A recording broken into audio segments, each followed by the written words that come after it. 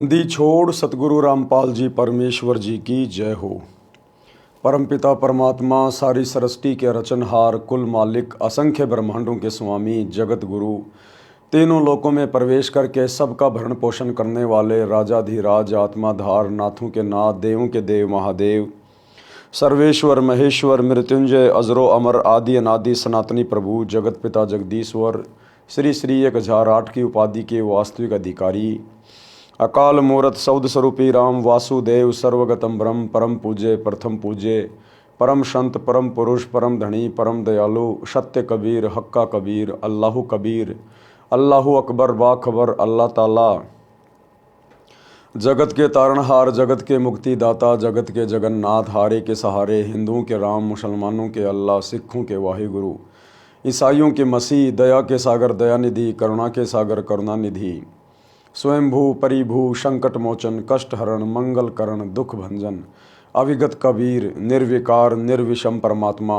अलय अलेख सतगुरु, आदि अनादि सतगुरु, असली मर्यादा पुरुषोत्तम, असली राम, असली कृष्ण, असली घनश्याम, असली मुरारी, राजाओं के राजा, महाराजाओं के महाराजा, शहनशाहों के शहनशाह, सम्राटों के सम्राट, भगवानों के भगवान, अल्लाहों के अल्लाह, प्रभुओं के प्रभु, मसीहाओं के मसीह, सच्चे वाहे गुरु, बाबाओं के बाबा, पीरों के पीर, सेठों के सेठ, जगत सेठ, सावड़सा सेठ, सर्वगुण संपन्न, अनंत कोटि कलाओं के स्वामी, अनंत कोटि ब्रह्मांडों के नायक, योगियों में महायोगी, ध्यानियों में महाध्यानी, सिद्धों में परम सिद्ध, ज्ञानियों में तत्व ज्ञानी, ब्रह्म ज्ञानी, महाज्ञानी, परम ज्ञानी, सर्वश्रेष्ठ ज्ञानी, विज्ञानी, युवा कबीर, समर्थ कबीर, असंवाद, अमित ओझा, सच्चे रहनुमा, करीम अल्लाह, सुभान अल्लाह, दुनिया के अंतिम पैगंबर, 8 सितंबर 1951 से गांव धनाना, जिला सोनीपत, हरियाणा, भारतवर्ष की पावन भूमि पे प्रकट रियल कल की भगवान श्री नारायण साकार हरि, श्री बाबा साहिब, नूर अनंत परमात्मा, संत शिरोमणि सतगुरु रामपाल जी परमेश्वर जी के चरण कमल में साध संगति से जुड़े हुए आप और हम सभी सत्सेवक भाई बहनों का अनंत कोटि दंडवत प्रणाम। सत्साई भाई और बहनों, दया परम पिता परमेश्वर जी की, सारी सृष्टि के रचनहार सतगुरु रामपाल जी भगवान की, जिनके शुभ आशीर्वाद से, विशेष आशीर्वाद से, उन्हीं के कर कमल से लिखित पवित्र पुस्तक जीने की राह के ऊपर वीडियो बनाने की श्रृंखला जारी है। इस श्रृंखला में आज हमारा ये 16वें नंबर का वीडियो है। प्रत्येक वीडियो में भक्ति मार्ग से संबंधित बहुत ही अच्छी बातें गुरुदेव के आशीर्वाद से हमें सीखने और समझने को मिल रही हैं।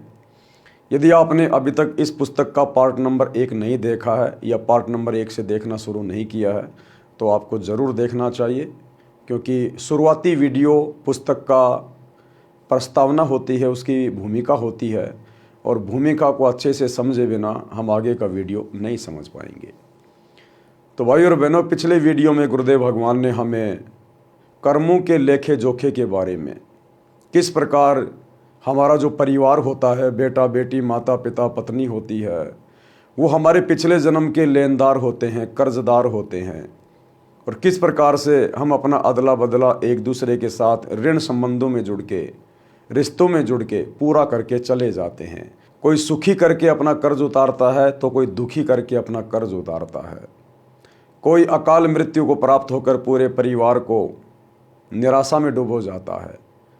तो ये सारे हमारे पिछले जन्मों के लेन देन होते हैं। इसलिए परमात्मा कहते हैं, एक लेवा एक देवा दूतम, कोई किसी का पिता नहीं पूतम, ऋण संबंध जुड़ा एक ठाठा, और अंत समय सब बारा बाटा। मरने के बाद में वो बेटा कहीं जाएगा, बेटी कहीं जाएगी, वो बाप कहाँ जाएगा, माँ कहाँ जाएगी, स्वयं कहाँ जाएगा, कोई भरोसा नहीं। इसलिए सतगुरु ने आकर हमें सत भक्ति दी है कि बच्चों, आप ये सत भक्ति करो, मर्यादा में रह के लगे रहो, अपने गुरु पर पूरा विश्वास करो, तुम्हें 84 लाख योनियों में नहीं जाने दिया जाएगा, तुम्हें फिर से संबंधों में, रिश्ते नातों में नहीं बांधा जाएगा। तुम सतगुरु के शब्द स्वरूपी विमान में बैठ के सतलोक जाओगे, जहाँ जाने के बाद में कोई लेना देना नहीं है। वहाँ ना कोई लेवा है, ना कोई देवा है, ना कोई ऋणदाता है, ना कोई कर्जदार है। वहाँ सुख ही सुख है, क्योंकि वो सुख सागर है। वहाँ हर प्रकार से तुम्हें हर प्रकार के सुख भोगने को मिलेंगे। तो भाई और बहनों, ये बातें तो हमें उसी समय समझ में आएंगी और इन बातों पर हम उसी समय अमल करेंगे जब हम गुरुदेव के द्वारा लिखित कोई पुस्तक पढ़ेंगे या उनके यूट्यूब पर जाकर सत्संग सुनना शुरू करेंगे। तो प्रार्थना है, मोबाइल सभी के हाथ में है, सृष्टि रचना सतगुरु रामपाल जी भगवान, इस प्रकार से यूट्यूब पर जाकर सर्च करें और गुरुदेव के सत्संग अति शीघ्र सुनना शुरू करें। तो आज हम वीडियो में आगे से शुरू करते हैं। गुरुदेव हमें क्या समझा रहे हैं। पवित्र पुस्तक जीने की राह, वीडियो नंबर 16, पेज नंबर 121। एक लेवा एक देवा दूतम, यानी परिवार में जो हम जुड़े हुए हैं आपस में, परिवार में बेटा बेटी भी हैं, माता पिता भी हैं, तो कोई तो अपना कर्जा उतारने आ रहा है, कोई अपना कर्जा देने आ रहा है। किस प्रकार से? जिस समय श्री शिव जी ने अपनी पत्नी पार्वती जी को अमरनाथ स्थान पर एक सूखे वृक्ष के नीचे बैठकर नाम दीक्षा अमर मंत्र दिया था, उस वृक्ष की खोगड़ यानी तने में बने बिल में मादा तोते ने अंडे उत्पन्न कर रखे थे। समस्त अंडे तो शिव जी की हाथों से बजाई ताली से बच्चे बनकर उड़ गए। उनमें एक अंडा गंदा यानी अस्वस्थ था, उसका जीव उसके अंदर था, यानी आत्मा उसी से चिपकी हुई थी। जब श्री शिव जी ने श्री पार्वती जी को दीक्षा मंत्र सुनाया तो वह गंदा अंडा स्वस्थ हो गया और तोते का बच्चा बन गया। यानी कबीर परमात्मा ने शंकर जी को अमर मंत्र दिए और शिव जी ने वही मंत्र अपनी पत्नी पार्वती को दिए। वही मंत्र जो हम प्रथम दीक्षा में गुरुदेव से वर्तमान में प्राप्त कर रहे हैं। वर्तमान में तो गुरुदेव हमें भक्ति का कंप्लीट कोर्स दे रहे हैं। प्रथम दीक्षा में 7 मंत्रों की दीक्षा दे रहे हैं, परंतु शंकर जी को केवल बीच बीच के 5 मंत्र सुनाए थे। और वही 5 मंत्र शरीर में बने कमलों में जो प्रधान देवी देवता हैं उनके हैं। वो मंत्र जब शिव जी ने बोलकर पार्वती जी को सुनाए तो उन मंत्रों को उस गंदे अंडे वाली जीव आत्मा ने भी सुन लिया और उन मंत्रों का इतना जबरदस्त प्रभाव कि वो गंदा अंडा स्वस्थ हो गया और फूट गया। उसके अंदर वो जीव प्रफुल्लित हो गया, उसका विकास हो गया और तोता बन के उड़ चला। इन मंत्रों की इतनी पावर है। अब आप कहेंगे कि वर्तमान में भी तो हम मंत्र करते हैं, बहुत सारे लोग सुन लेते हैं, जानवर भी सुन रहे हैं, पशु पक्षी भी सुन रहे हैं। भाई और बहनों, हम जिस स्थान पर हैं, इस स्थान में और जिस जगह पर शंकर जी ने पार्वती जी को ये मंत्र सुनाए थे, उस स्थान में बहुत अंतर है। हम आत्माओं में और शंकर जी ने जिस आत्मा को ये मंत्र सुनाया था पार्वती जी को, हमारे में और उनके पाप कर्मों में बहुत ज़्यादा अंतर है। जिस प्रकार डॉक्टर एक ही होता है, दवा एक ही होती है, लेकिन जो हल्का फुल्का रोगी है वो 2-4 दिन में स्वस्थ हो जाता है, जो भयंकर रोगी है उसको 2 महीने भी लग जाते हैं। तो ये डिपेंड करता है जीवात्मा के पाप कर्मों के ऊपर, उसकी मन की शुद्धता और उसकी पवित्रता के ऊपर, कि वो कितना जल्दी विश्वास करके इन मंत्रों को अपने ऊपर धारण करता है, इनका सुमरण करता है। उसी हिसाब से ये मंत्र अपना असर करते हैं। तो उन मंत्रों के प्रभाव से वो गंदा अंडा भी स्वस्थ हो गया। जब श्री शिव जी ने श्री पार्वती जी को दीक्षा मंत्र सुनाया तो वह गंदा अंडा स्वस्थ हो गया और तोते का बच्चा बन गया। पंख लग गई, उड़ने योग्य हो गया। पार्वती जी की समाधि लग गई, उसने हाँ हाँ करना बंद कर दिया, तोता हाँ हाँ करने लगा, यानी हुकारे भरने लगा। तो श्री शिव जी ने देखा कि पार्वती की तो समाधि लगी है, सुन बोल कुछ नहीं रही है, हाँ हाँ की आवाज़ किसकी है। देखा तो पेड़ के तने के बिल यानी खोगड़ में तोता बोल रहा है। श्री शिव जी ने उसे मारना चाहा तो तोता उड़ गया। पीछे पीछे श्री शिव जी सिद्धि से उड़कर मारने चले। ऋषि वेद व्यास जी की पत्नी ने जम्भाई ली यानी मुंह खोला। मुंह खोला तो तोते के शरीर को त्याग कर जीव व्यास की पत्नी के गर्भ में मुख से प्रवेश कर गया, सूक्ष्म रूप बनाकर।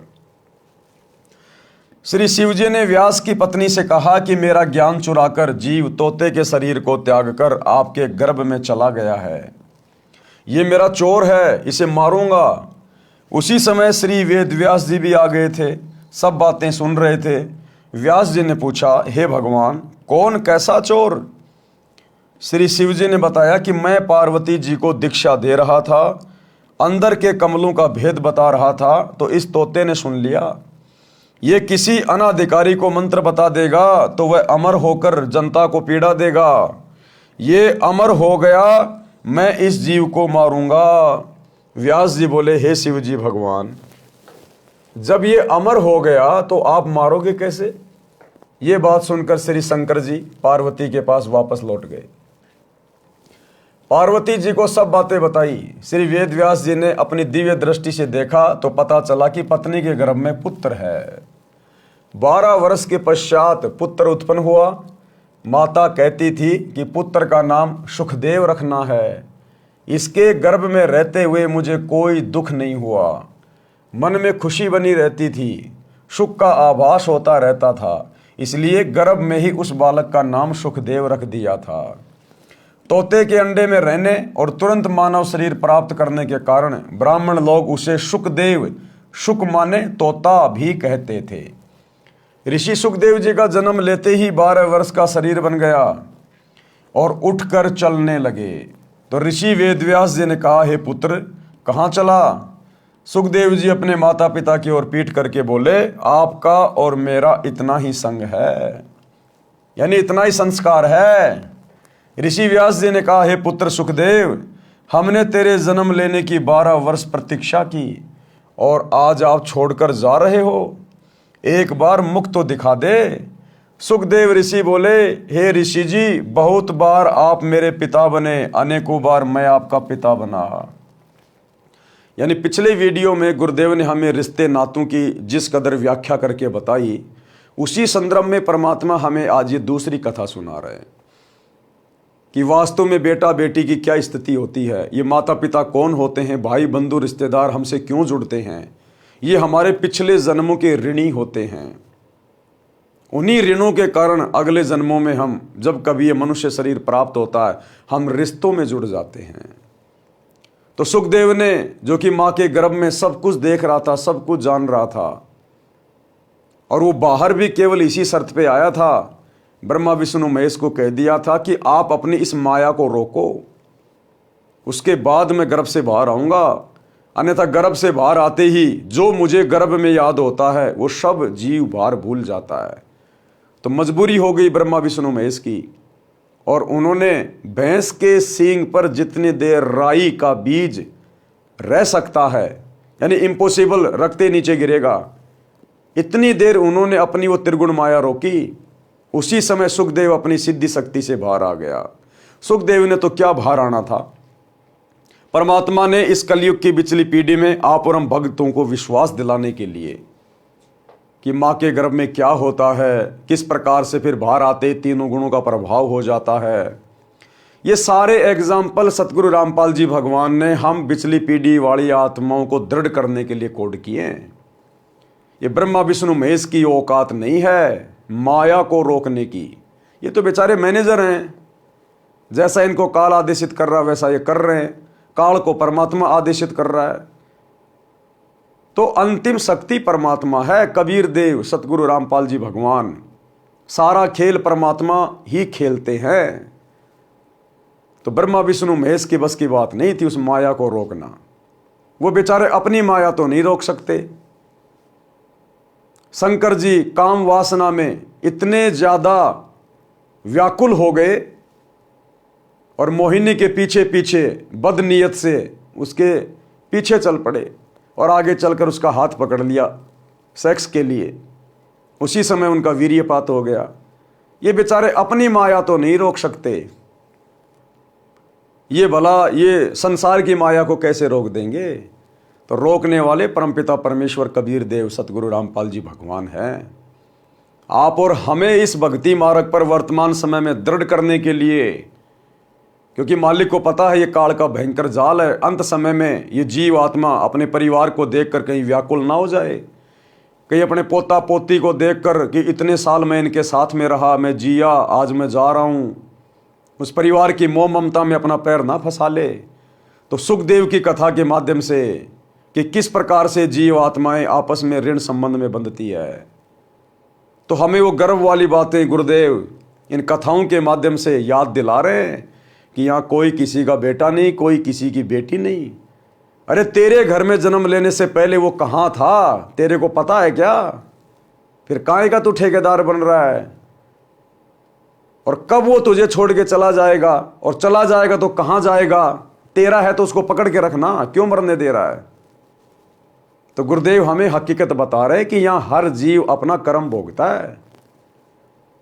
ना जाने कितने हमारे बेटा बेटी बन चुके हैं, आज हमारे में जो गधे कुत्ते सुअर बन के घूम रहे हैं, वो हमारे दादा दादी नाना नानी हमारे बेटा बेटी वही हैं जो पिछले जन्मों में हमारे बेटा बेटी थे, हम उनके माता पिता थे, वो वही घूम रहे हैं। उनके प्रति तो कोई प्रेम नहीं है, कोई प्यार नहीं है कि मेरा बेटा कुत्ता बन गया, कुतिया बन गई। कोई बता दे कि पिछले जन्म में ये तेरा बेटा था, तो भी उस कुत्ते में अपनापन नहीं आएगा नजर। तो ये काल की भयंकर माया है। वर्तमान जो रिश्ते नाते होते हैं वो केवल उन्हीं में उलझा के रखता है। तो सुखदेव की कथा के माध्यम से गुरुदेव हमारी आंखें खोलना चाह रहे हैं कि बच्चों, ये रिश्ते नातों की हकीकत है जो तुम्हें बताई जा रही है। अब वो तोते की आत्मा, तोते के शरीर में था वो ऋषि सुखदेव, और जैसे ही वेदव्यास की पत्नी ने जम्भाई ली, मुंह फाड़ा, उसी समय तोते का शरीर छोड़कर सूक्ष्म रूप बनाकर और उसकी पत्नी के गर्भ में चला गया।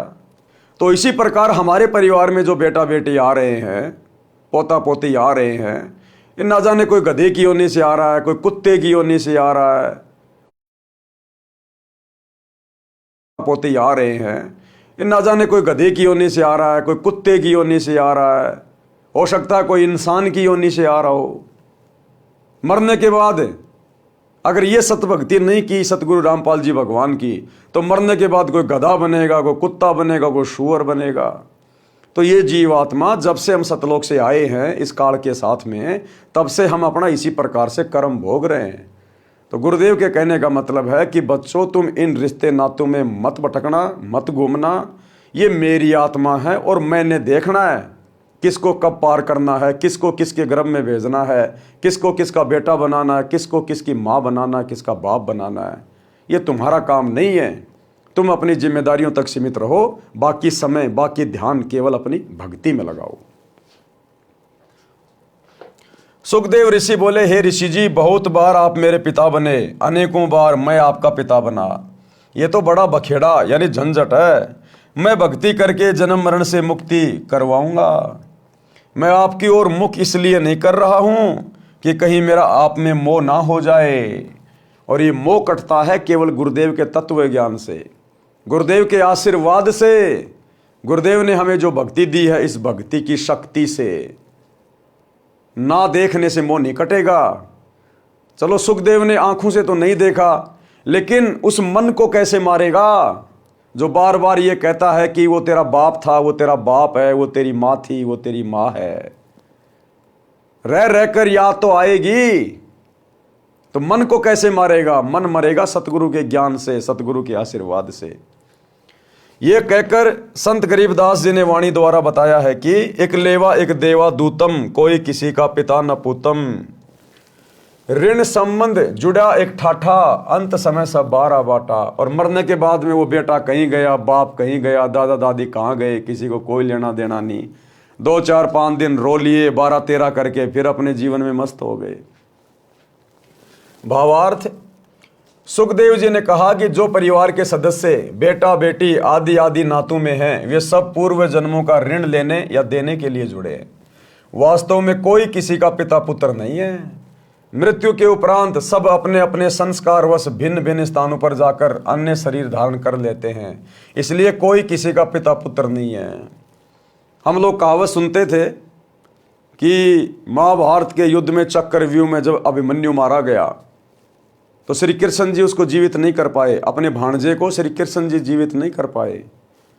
अर्जुन बड़ा व्याकुल हो गया और एक दिन श्री कृष्ण जी से बोला कि हे केशव, मुझे मेरे पुत्र के दर्शन करवाओ, मैं उसके वियोग में बड़ा व्याकुल हूं, मुझे बहुत ज्यादा ये पुत्र मोह सता रहा है। तो श्री कृष्ण जी लेके गए अर्जुन को ऊपर, जहाँ पर उसका बेटा बैठा हुआ था स्वर्ग में। थोड़े बहुत समय के लिए जो उसने कोई अच्छे दान पुण्य किए थे, कोई भक्ति की थी, कोई शुभ कर्म किए थे, उनके प्रतिफल में वो स्वर्ग में बैठा हुआ था, अपने यार दोस्तों के साथ में ताश पत्ते खेल रहा था, शतरंज खेल रहा था। अब वो आत्मा तो वहाँ से शरीर छोड़ गई, उसने तो दूसरा जन्म वहाँ पा लिया, उसको तो दूसरे माता पिता मिल गए, उसको तो कुछ भी याद नहीं है। अब श्री कृष्ण जी जब अर्जुन को लेकर गए, अब वहां जाते ही अर्जुन तो अपने बेटे को पहचान गया, गले लग गया, हाय मेरा बेटा, हाय मेरा अभिमन्यु, तू कैसा है बेटा, मैं तेरे वियोग में व्याकुल हो रहा हूं, क्या तुझे मेरी याद नहीं आती? वो अभिमन्यु उसके मुंह की ओर देख रहा है और बोला, भाई साहब कौन हो आप, क्यों जबरदस्ती मेरे सिर पड़ रहे हो, कौन किसका बेटा? बोला, ना जाने तू कितनी बार मेरा बाप बन लिया, मैं कितनी बार तेरा बाप बन लिया, ये वहां का रिश्ता वहीं तक सीमित था, मुझे तो याद भी नहीं है तो कौन अर्जुन है, मैं कैसे मरा था, कैसे क्या हो गया। तब अर्जुन को जाके थोड़ी बहुत सांत्वना हुई, लेकिन तत्व ज्ञान के बिना तो वो बातें रह रह के फिर भी आदमी को कसोटती रहती हैं। संस्कारवश भिन्न भिन्न स्थानों पर जाकर अन्य शरीर धारण कर लेते हैं, इसलिए कोई किसी का पिता पुत्र नहीं है। पाठकों ने उत्तर किसान के पुत्रों वाली कथा में पढ़ा है कि बड़े भाई ने छोटे मौसी के पुत्र को 8 एकड़ जमीन के लालच में मरवाया, तो वही जीव उसका पुत्र बनकर अपना ऋण लेने जन्मा और अपना हिसाब चूकता करके मर गया। इसलिए कहा है कि एक लेवा यानी ऋण लेने वाला और एक देवा यानी ऋण चुकाने वाला, दूतम कोई कहूं का पिता नहीं पूतम। ऋण संबंध जुड़ा एक ठाठा यानी परिवार रूप में ठाठ से रहते दिखाई देते हैं और अचानक मृत्यु हो जाती है, अंत समय में 12 बाटा यानी मृत्यु के पश्चात कोई कहीं और जन्म लेगा, यानी 12 बाट, 12 रास्तों पर चले जाएंगे, अलग अलग रास्तों पर चले जाएंगे। इतनी वार्ता पिता से करके सुखदेव आकाश में उड़कर अन्य स्थान पर चला गया। प्रिय पाठकों, इसलिए भक्ति करो और जीव का कल्याण करवाओ, केवल परिवार से चिपक कर अपना जीवन नष्ट ना करो। परमात्मा की भक्ति से ऋण भी सफलता से उतर जाएगा। बड़ी आसानी से परमात्मा हमारे संस्कारों को चेंज कर देते हैं, काट देते हैं। देखो भाई और बहनों, जैसे हम सतगुरु रामपाल जी भगवान की शरण में आए, क्योंकि कर्मों को मिटाने की और लिखने की लेखनी केवल सृष्टि में इन्हीं के हाथ में है, तो जैसे ही हम सतगुरुदेव भगवान की शरण में आ जाते हैं और दृढ़ता के साथ भक्ति पे लग जाते हैं, क्योंकि सतगुरु अंतर्यामी, इनसे छुपा हुआ कुछ भी नहीं है कि किस आत्मा में किस कदर भक्ति की चाहत है। परमात्मा कहते हैं, बिन ही रसना नाम रटत हैं और निर्वाणी से नेहा, और गरीब दास भोडल में दीपक छानी नहीं सनेहा। भोडल यानी मोमजामा, जो ट्रांसपेरेंट जो होता है ना, ये मोमजामा थैली वगैरह होती है, पन्नी होती है जिसमें आर पार दिखाई देता है। कहते हैं अगर वो दीपक के ऊपर लगा दी जाए या किसी बल्ब के ऊपर लगा दी जाए तो उस दीपक का जो प्रकाश है वो छुप नहीं सकता। इसी प्रकार सतगुरु रामपाल जी भगवान, ये परमेश्वर, कौन आत्मा क्या है, किस कदर भक्ति कर रही है, मोक्ष की अधिकारी है या नहीं है, कब तक भक्ति करेगा, कब भक्ति छोड़ के जाएगा, परमात्मा से कुछ भी छुपा हुआ नहीं है। उसी आधार से गुरुदेव भगवान हमें राहत देते हैं। तो मालिक को पता है इन सब बातों का, इसलिए गुरुदेव भगवान हमें कह रहे हैं कि बच्चों भक्ति पे ध्यान दो, इन रिश्ते नातों के चक्करों में ना पड़ो। जैसे ही हम गुरुदेव से दीक्षा लेते हैं, परमात्मा हमारा भक्ति भाव देखकर हमारे पिछले सारे संस्कारों को काट देता है और आगे से हमें ज्ञान ऐसा दे देगा, हम नया संस्कार जोड़ेंगे नहीं। अब हम अपने बच्चों की शादी करेंगे तो रमेणी से करेंगे, अपने भगत भाइयों में करेंगे, 1 रुपए का लेन देन नहीं करेंगे, सोना चांदी परंपरा रिवाज, घोड़े बैंड बाजे डीजे बाराती कुछ नहीं करेंगे। सिंपल कपड़े में हमारी बेटी हमारी बहन जाएगी या दूसरे के घर से आएगी, एक चम्मच भी लेके नहीं आएगी, 2 जोड़ी कपड़े अपने ले आएगी पहनने वाले, नहीं तो उनकी भी आवश्यकता नहीं है। तो हमारा कोई ऋण संबंध चढ़ेगा ही नहीं, कोई बढ़ेगा ही नहीं। हमारा ऋण तो उस समय बढ़ेगा जब हम अपनी बेटी को, अपनी बहन को घर से विदा करते समय दुनिया भर का सोना चांदी दे देंगे, महंगे महंगे उसको कपड़े लाके दे देंगे, शादी का जोड़ा लाके देंगे, हैं, दुनिया भर का दहेज दे देंगे, दामाद को घड़ी लाके देंगे, सोने की चैन, सोने की अंगूठी लाके देंगे, मोटरसाइकिल देंगे, बड़ी बड़ी गाड़ी देंगे, तो हमारा ऋण संबंध फिर से जुड़ जाएगा, हम फिर से लेन देन के चक्कर में पड़ जाएंगे। तो वो काम अब गुरुदेव से ये ज्ञान लेने के बाद हम करेंगे नहीं, तो हमारे आगे फिर ऋण संबंध बनेंगे नहीं। ऋण संबंध नहीं बनेंगे तो हम काल की तरफ से मुक्त हो जाएंगे, और मुक्त हो गए तो हमारा मोक्ष हो जाएगा, और पिछले संस्कार गुरुदेव हमारे भस्म कर देगा। लेखनी इनके हाथ में है। तो इस प्रकार से भाई और बहनों हमारा यहाँ से पीछा छूटेगा। इसलिए गुरुदेव का यही प्रयास है कि हम किसी भी प्रकार के ऋण संबंधों में ना बंधें, ना जुड़ें, फालतू में किसी के साथ लेन देन ना करें, किसी की चोरी ठगी ना करें, रिश्वत ना लें, किसी की औरत पर या किसी के धन पर गंदी नीयत ना रखें, अन्यथा फिर से हमारे संस्कार जुड़ने शुरू हो जाएंगे। तो क्या कह रहे हैं गुरुदेव? इसलिए भक्ति करो और जीव का कल्याण करवाओ, केवल परिवार से चिपक कर अपना जीवन नष्ट ना करो। परमात्मा की भक्ति से ऋण भी सफलता से उतर जाएगा। कथनी और करनी में अंतर घातक है, ये बहुत इंपॉर्टेंट बात है। करनी तज कथनी कथय, अज्ञानी दिन रात, कुत्ते जो भोगत फिरे, सुनी सुनाई बात है। गुरुदेव कह रहे हैं अब तुम भगत बन गए, अब तुम्हारे ऊपर परमात्मा का विधान लागू हो गया, अब तुम भक्तों की करनी और कथनी एक होनी चाहिए। अगर अंतर पाया गया तो धर्मराज के हत्थे चढ़ जाओगे। क्या कह रहे हैं परमात्मा? एक कथा के माध्यम से। एक व्यक्ति प्रसिद्ध कथावाचक था तथा प्रतिदिन रामायण का पाठ भी करता था। एक दिन किसी कार्यवश पाठी जी को शहर जाना पड़ा। उसके साथ उसका साथी भी था। गांव से 3 किलोमीटर दूर रेल का स्टेशन था। सुबह 5 बजे गाड़ी पर चढ़ना था, इसलिए स्नान करके स्टेशन पर पहुंच गए। विचार किया कि पाठ गाड़ी में कर लूंगा। गाड़ी में चढ़ गए। जिस डिब्बे में वे दोनों चढ़े वह भरा था, कोई सीट खाली नहीं थी। कुछ व्यक्ति खड़े थे। गाड़ी चल पड़ी।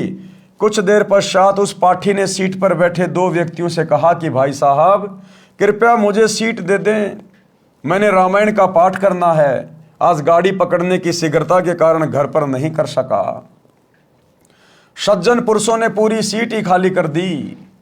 वे खड़े हो गए और बोले, हे पंडित जी, हमारा अहोभाग्य है कि आज हमको भी पवित्र ग्रंथ रामायण जी का अमृत ज्ञान सुनने को मिलेगा।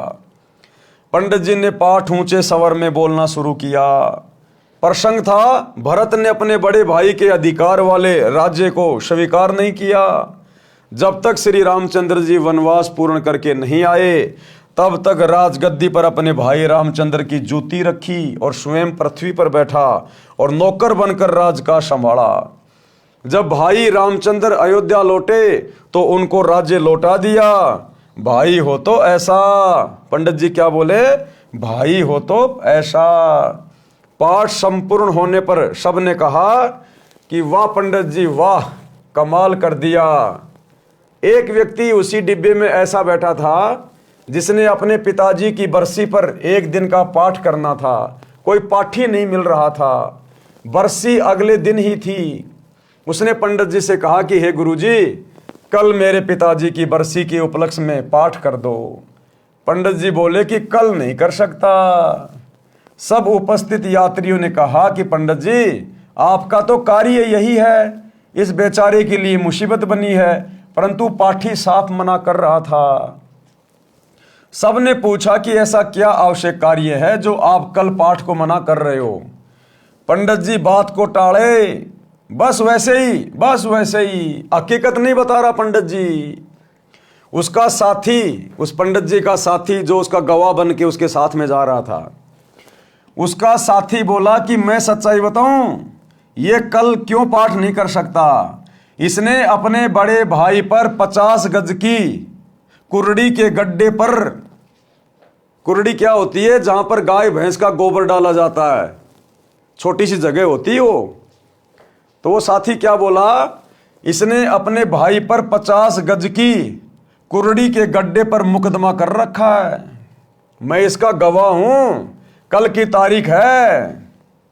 अब बताओ, वो कथा तो सुना रहा है भरत और रामचंद्र की कि भाई हो तो ऐसा, राज्य भी त्याग दिया, नौकर बन के राज्य किया भगत ने, भाई हो तो ऐसा, और खुद ने अपने भाई के ऊपर मुकदमा कर रखा है। तो परमात्मा कहते हैं करनी तज कथनी कथ है, और अज्ञानी दिन रात, और कुत्ते जो भौंकत फिरे सुनी सुनाई बात। इसने अपने भाई पर 50 गज की कुर्डी के गड्ढे पर मुकदमा कर रखा है। मैं इसका गवाह हूं, कल की तारीख है। उपस्थित व्यक्ति बोले कि हे पंडित जी, कथा तो कैसी मार्मिक सुनाई, और आप अमल कतई नहीं करते। ऐसे व्यक्ति के द्वारा की गई कथा का श्रोताओं पर क्या प्रभाव पड़ेगा। कबीर जी ने कहा है कि कबीर करनी तज कथनी कथ है, अज्ञानी दिन रात, और कुकर ज्यों भौंकत फिरे सुनी सुनाई बात। भाई और बहनों, आप और हमने अपने आचार विचार व्यवहार में, बोलचाल में, अपने स्वभाव में हमने परिवर्तन लाना पड़ेगा। करनी और कथनी को एक करना पड़ेगा।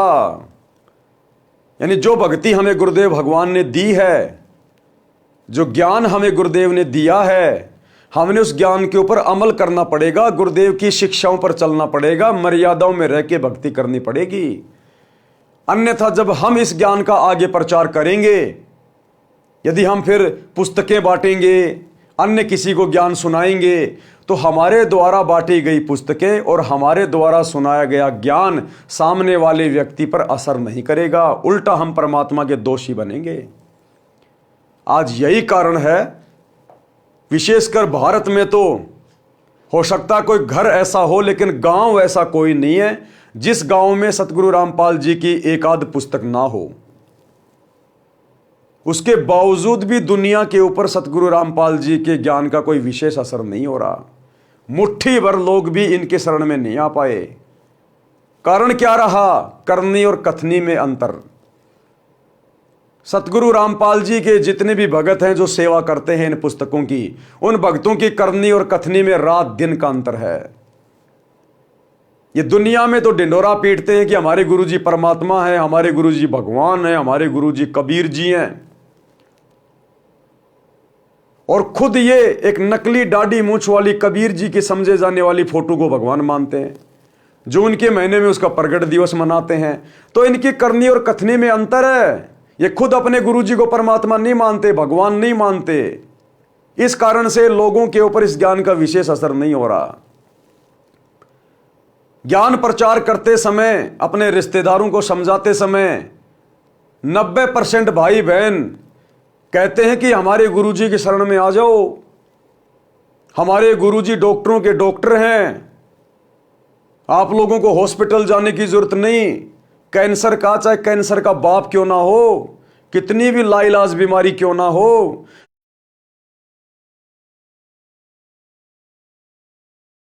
परमात्मा नहीं मानते, भगवान नहीं मानते। इस कारण से लोगों के ऊपर इस ज्ञान का विशेष असर नहीं हो रहा। ज्ञान प्रचार करते समय, अपने रिश्तेदारों को समझाते समय 90% भाई बहन कहते हैं कि हमारे गुरुजी की शरण में आ जाओ, हमारे गुरुजी डॉक्टरों के डॉक्टर हैं, आप लोगों को हॉस्पिटल जाने की जरूरत नहीं। कैंसर का, चाहे कैंसर का बाप क्यों ना हो, कितनी भी लाइलाज बीमारी क्यों ना हो, हमारे गुरुजी से नाम ले लो, उपदेश ले लो, तुम्हारी बीमारी समाप्त हो जाएगी। तो दुनिया में तो ये लोग दावा करते हैं कि हमारे गुरुजी के शरण में आने से बीमारी ठीक हो जाएगी, और खुद ये इन सतलोक आश्रमों में हॉस्पिटल बना रहे हैं। इसलिए इनकी करनी और कथनी में अंतर है। इसलिए इस ज्ञान का इतना असर दुनिया पे नहीं हो रहा। ये खुद तो प्रचार प्रसार करते हैं कि देखो हमारे गुरुजी का राम रहीम की तरह किसी भी राजनेता से कोई संपर्क नहीं है, हमारे गुरुजी के आश्रम में कोई राजनेता नहीं आते थे, हमारे गुरुजी अपने भक्तों से वोट नहीं डलवाते थे, कोई भी हमारे गुरुजी के साथ किसी सरपंच की भी देके फोटो दिखा दो, हमारे गुरुजी का और राजनीति का तो 36 का आंकड़ा है। और खुद गुरुजी के जेल जाने के बाद ये राजनीतिक पार्टियों की गोद में जा बैठे। 2019 में कांग्रेस का सपोर्ट कर दिया, 2024 में बीजेपी का सपोर्ट कर दिया, नरेंद्र मोदी की रैलियों में धक्के खा रहे हैं। तो इनकी करनी और कथनी में अंतर है। ये दुनिया को तो नियम समझाते हैं नाम दीक्षा देते समय कि गुरुजी का आदेश है। भक्तों ने मोबाइल में वीडियो गेम भी नहीं खेलना, कोई ताश खेल रहा है उसके पास बैठना भी नहीं है। ये खेल हमारा समय और समाज से बर्बाद करते हैं। और खुद इन्होंने धनाना गांव के लड़कों के लिए 1 करोड़ रुपए में बैडमिंटन का स्टेडियम बना दिया। तो इनकी करनी और कथनी में अंतर है, इसलिए दुनिया पे असर नहीं हो रहा। ये दुनिया को तो समझ आते हैं जीव हमारी जाति है, मानव धर्म हमारा, हिंदू मुस्लिम सिख ईसाई धर्म कोई नहीं न्यारा, कि हम सब एक ही परमात्मा के बच्चे हैं। ये धर्म तो इस काल ने बना दिए, हमने धर्म के चक्कर में नहीं पड़ना चाहिए। हिंदू भी अपने भाई, मुसलमान भी अपने भाई। और बांग्लादेश के मुसलमानों के खिलाफ मध्य प्रदेश में विश्व हिंदू परिषद और बजरंग दल के साथ में मिलकर रैलियां निकाल रहे हैं। तो इनकी करनी और कथनी में अंतर, इसलिए दुनिया वालों पर इस ज्ञान का विशेष असर नहीं हो रहा। खुद तो कहते हैं कि हमें भक्ति करनी चाहिए, मानव जन्म दुर्लभ है, मिले न बारंबार, जैसे पेड़ से पत्ता टूट गिरे बहुर न लगता डार। और हमारे गुरुजी कहते हैं कि कहता हूं कहीं जात हूं, कहूं बजाकर ढोल, श्वास जो खाली जात है 3 लोक का मोल। और हमारे गुरुजी कहते हैं कि दुनिया से ती दोस्ती, पड़े भजन में भंग, एक का एक की राम से या साधु के संग। कि हमने फालतू में जगत वालों के साथ नहीं बैठना चाहिए, फालतू में कोई हंसी मजाक नहीं करना चाहिए, हमें संसार से कोई लेना देना नहीं है। और खुद ये आनंदपाल जैसे गैंगस्टरों की सीबीआई जांच के समर्थन में राजपूत करनी सेना की रैलियों में जाके बैठते हैं, हरियाणा के जाट आरक्षण में जाके बैठ जाते हैं महीने महीने भर। तो इनकी करनी और कथनी में अंतर है, इसलिए दुनिया पे इस ज्ञान का विशेष असर नहीं हो रहा।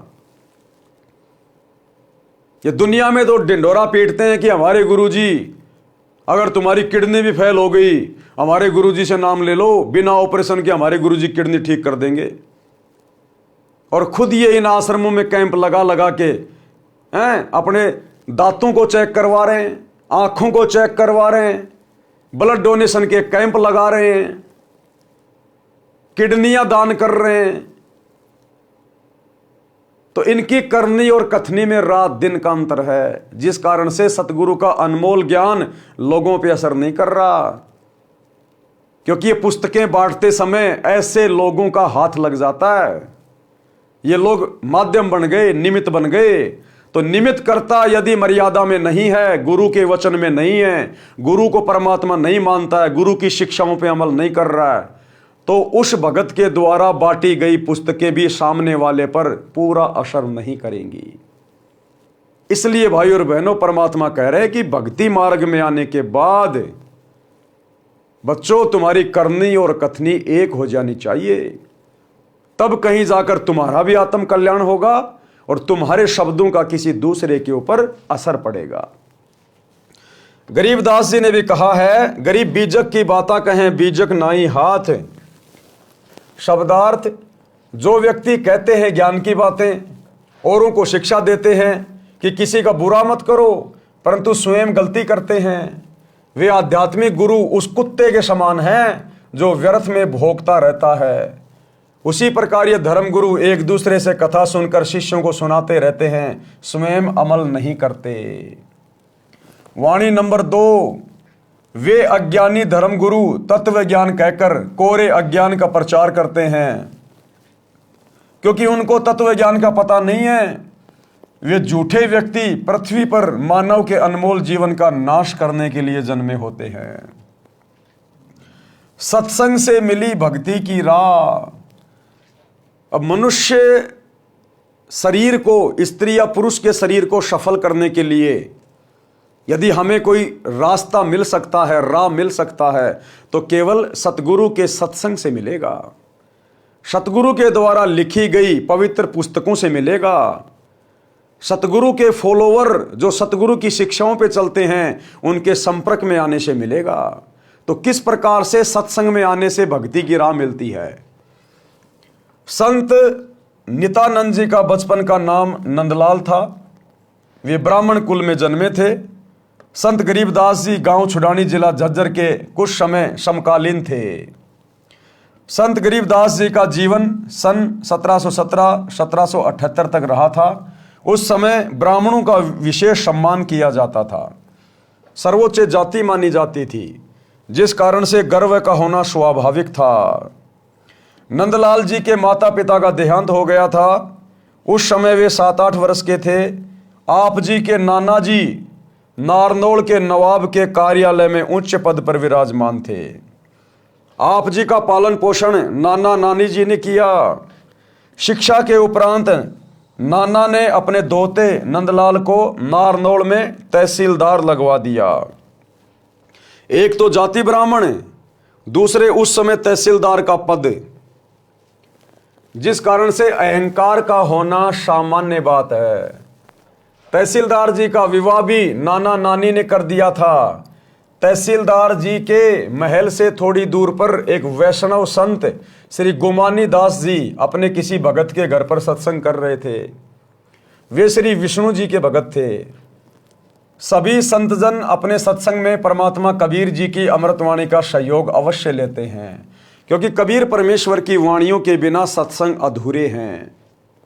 सत्संग में बताया गया कि मानव जीवन किस लिए प्राप्त होता है, परंतु सत्संग न सुनने के कारण सांसारिक उठापटक में अपना अनमोल मानव जीवन नष्ट कर जाता है। अज्ञान के कारण जीव धन पद तथा जाति का अभिमान करता है। भक्ति न करने वाला प्राणी अगले जन्म में गधे, कुत्ते, बैल आदि पशु पक्षियों के शरीर में कष्ट उठाता है। इसलिए अभिमान त्याग कर पूर्ण संत से, पूर्ण संत कौन? सतगुरु रामपाल जी परमेश्वर। एक समय में पृथ्वी पर एक ही पूर्ण संत होता है। इसलिए अभिमान त्याग कर पूर्ण संत से दीक्षा लेकर अपना कल्याण करवाना चाहिए, अन्यथा पर्वत से भारी कष्ट भोगना पड़ेगा। सत्संग की आवाज सुनकर तहसीलदार मकान की छत पर कुर्सी लेकर बैठ गया। पूरा सत्संग सुना।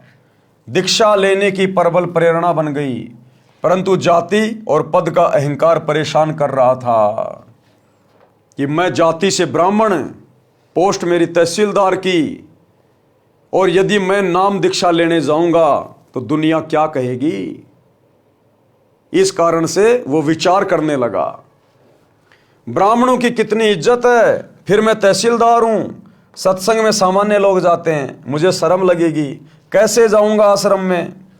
स्वामी गोमानी दास जी का आश्रम नारनौल शहर से लगभग 1.5 किलोमीटर दूर पर था। अंत में एक दिन निर्णय लिया कि सुबह वक्त से आश्रम में पहुंच जाऊंगा, यानी सुबह जल्दी चला जाऊंगा।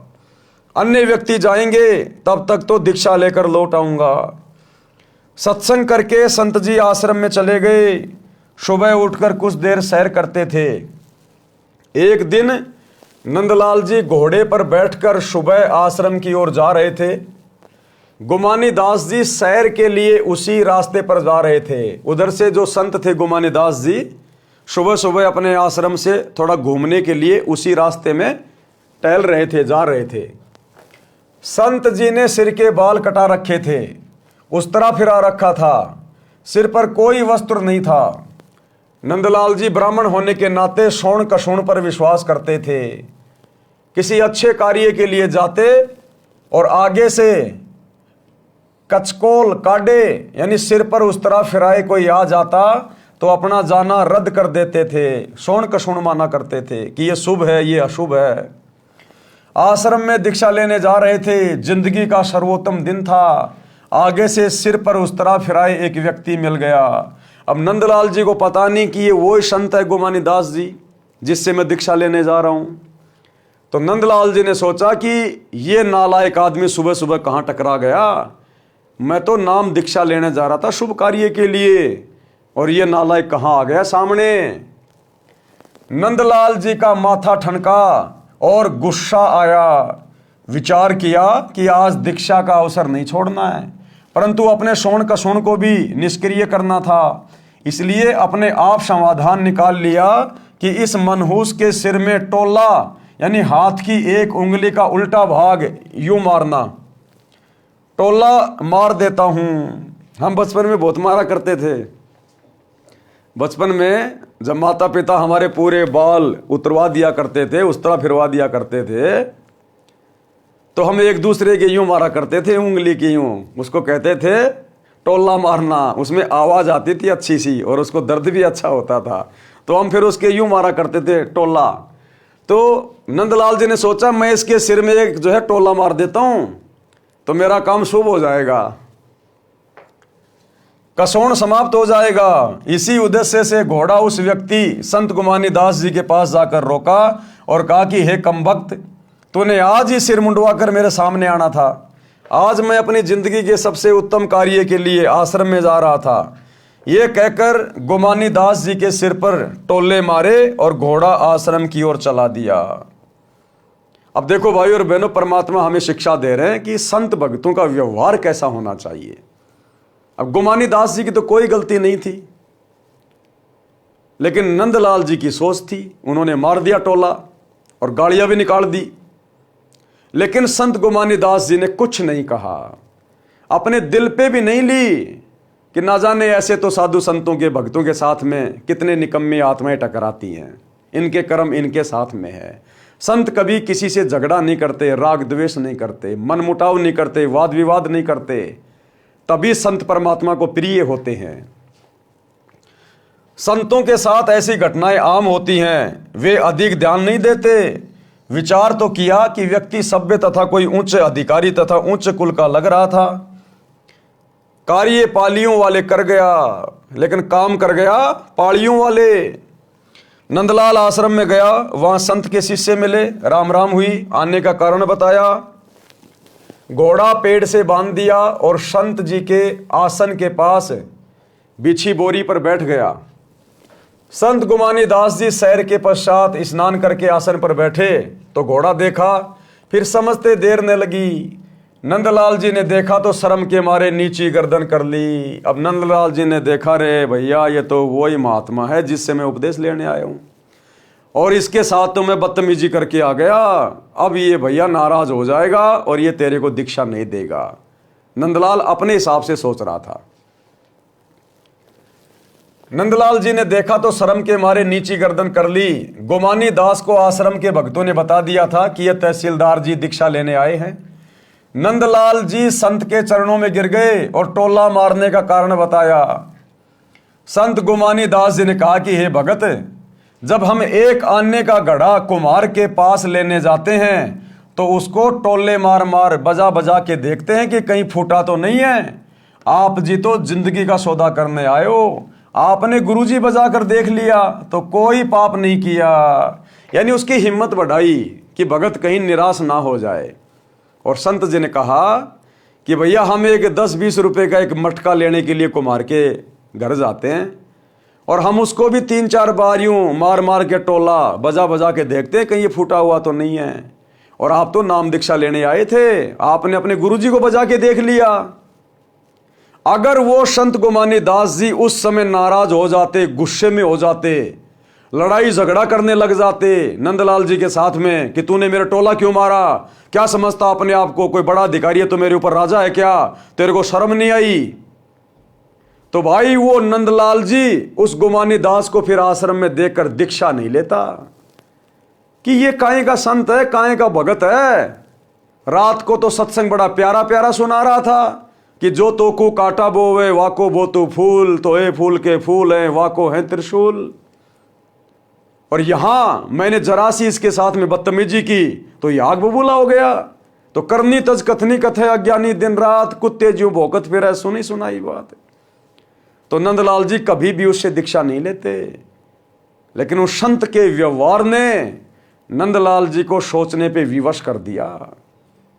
तो इसी प्रकार भाइयों और बहनों, सतगुरु से उपदेश लेने के बाद हम भक्तों के शील, संतोष, विवेक, दया, अक्षमा, धैर्य, कभी भी सतगुरु परीक्षा ले सकता है। कैसी भी घटनाएं घटित करके, कैसा भी माहौल बना के सतगुरु हमारी कभी भी परीक्षा ले सकता है। जैसे सेव, समन और नेकी की परीक्षा ली सतगुरु ने परिस्थितियां पैदा करके।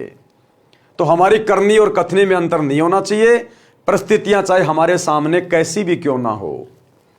और देखो, जब हमारी परीक्षा होती है तो उस समय विपरीत परिस्थितियां होती हैं, विपरीत, क्योंकि विपरीत परिस्थितियों में तो पता चलेगा कि भगत को ज्ञान कितना है, भगत मर्यादा में कितना है, भगत को धैर्य कितना है, भगत में विवेक कितना है।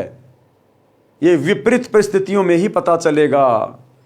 परमात्मा कहते हैं ज्ञान संपूर्ण हुआ नहीं और हृदय नहीं छिदाए, और भाई देखा देखी भक्ति का रंग नहीं ठहराए। नित्यानंद जी संत जी के शीतल स्वभाव से और भी अधिक प्रभावित हुए, दीक्षा ले ली। संत गुमानी दास जी ने उनका नाम बदलकर नित्यानंद रख दिया। नंदलाल से क्या रख दिया? नित्यानंद। जब सत्संग से जीने की राह मिली तो नित्यानंद जी ने वाणी बोली। क्या वाणी बोली फिर? ब्राह्मण कुल में जन्म था, मैं करता बहुत मरोड़, मरोड़ यानी अहंकार, और गुरु गुमानी दास ने दिया कुबुद्धि गढ़ तोड़।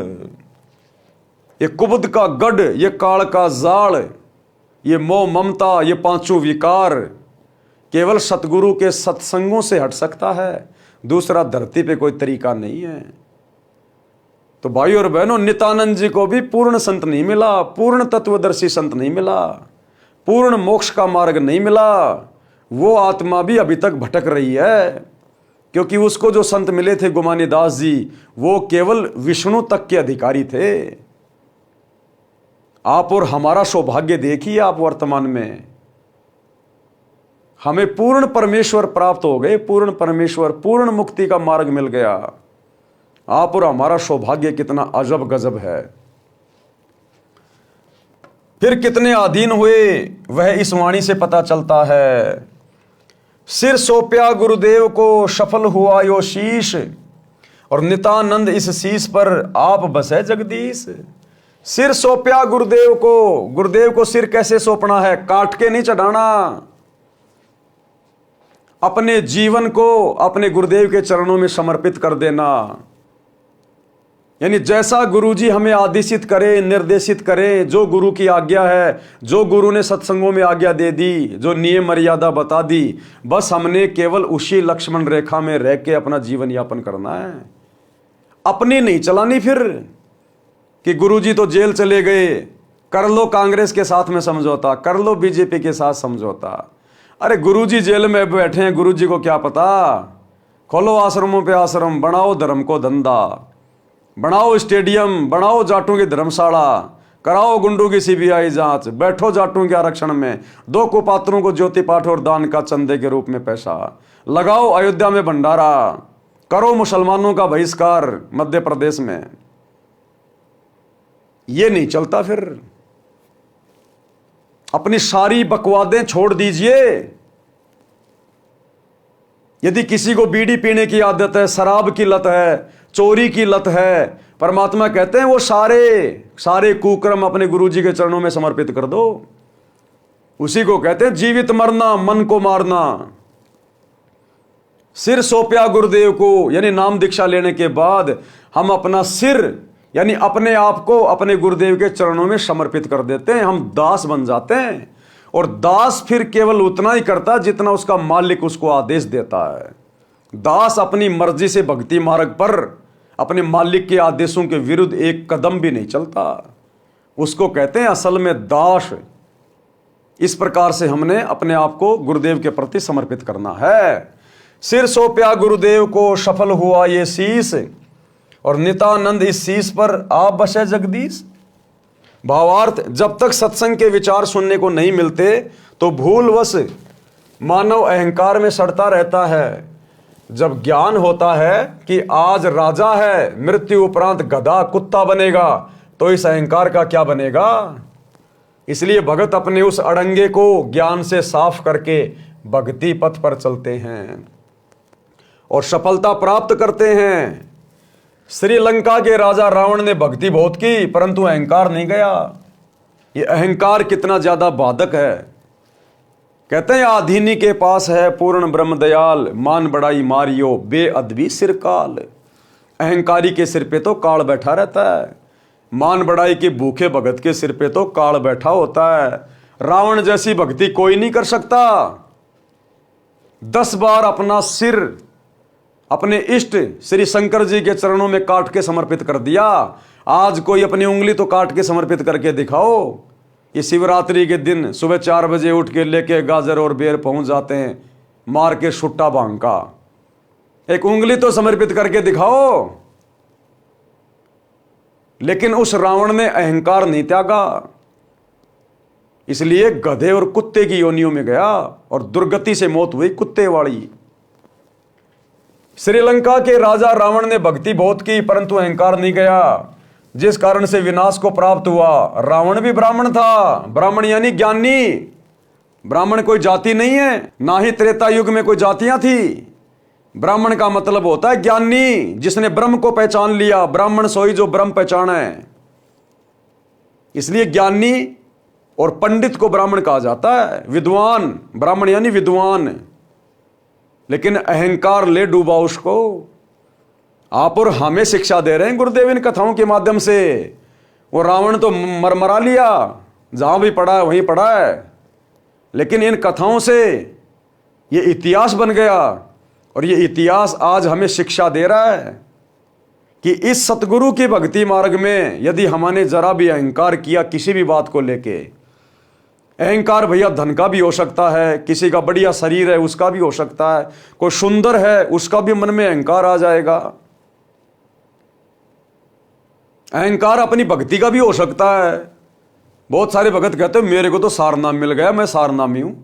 अरे तू क्या जाने भक्ति के बारे में, तू तो कल जुड़ा है। मेरे को 20 साल हो गई गुरु जी के साथ जुड़े हुए। ये भी अहंकार है।